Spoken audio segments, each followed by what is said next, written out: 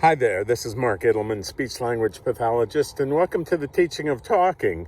This particular video is about apraxia, and many of you know that I'm just publishing now a book on apraxia, and therefore I'd like to explain apraxia in as many different ways as possible, and to show you what it's like to go about dealing with an apraxia.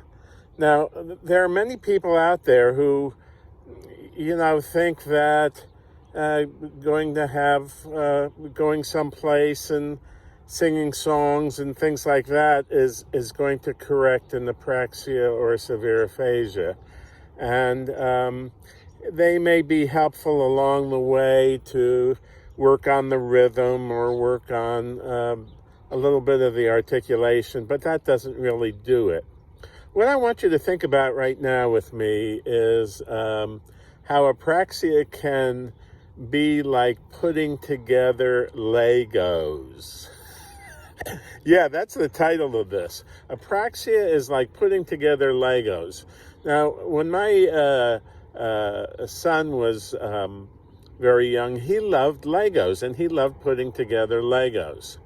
And he started out by having some directions. He'd get a new Lego, and it would come in a little box. And he'd kind of look at the directions, and within a number of hours, he'd have that thing all together. And then he went up to more difficult structures within the Lego systems.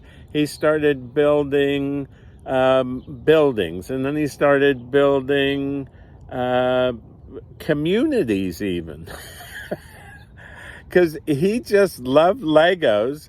And whenever I'd see him bring out a box of his Legos, it would be in this thing that looked like a red suitcase, and it was plastic, and inside there would be millions of pieces of these Legos.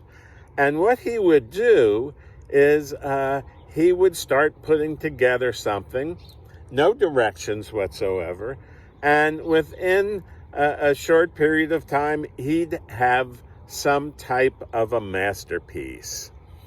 Wow. And, he'd ask me if I'd want to play and help put together Legos, but that wasn't really something that I had any kind of proclivity towards. So why am I talking about Legos? Well, I'm talking about Legos because putting together Legos and developing a skill with Legos is very much like learning how to help someone with apraxia. Now, so this is what I want you to think about. So I want you to think about my son Michael's Lego box, which was this thing that looks like a little red suitcase. And what I want you to think about is that inside of that, for us, is going to be a whole lot of speech sounds. There are going to be the vowels. There are going to be the consonants. There are going to be the sounds produced with the tongue. There are going to be the sounds that are produced with the teeth. They're the sounds that are produced with the teeth and the tongue. Those are the sounds that are going to be produced with the tongue and the roof of the mouth and the tongue and the throat. Okay, so what happens is that for most of us who are not skilled, and believe me, I was never skilled in Legos, but that kid of mine would first take the directions and he'd follow them to a T. And then within a very short period of time, he'd have whatever he was that he was working on. Well, after a while, he kind of figured out the system, and he could, in his mind, imagine something that he wanted to build, and boom, within a few minutes or within a short period of time, it was completed. So where am I going with this? Well, speech therapy for apraxia is a lot like putting together Legos. You have to follow the directions first because you've got this suitcase full of speech sounds and you don't know what the heck to do with them. That's how I was with Legos. So I wrote a book for you, and that book has a number of chapters, and it starts with the most basic methods of producing and putting together speech sounds, just like a Lego set, exactly like a Lego set. So what happens? Well, you learn how to help your loved one produce the speech sounds, and then you put those speech sounds into words, and then you put those words into phrases or sentences. And that's what my son Michael did. He just followed the directions, and he had to do that for a number of months to learn the system. But after that, he never needed the directions again, because he knew the directions and he had what we call unconscious competence. Now, that's what I'm teaching caregivers, especially you all that are home, with your loved one, and you don't want to take them out in this situation, this worldwide situation that we're having right now. So this is your opportunity right now to learn about apraxia and aphasia.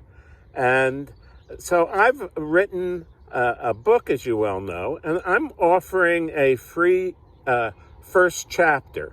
So if you would like to read the first chapter and see if it sounds like something you might like to learn about, that first chapter is down at the bottom here.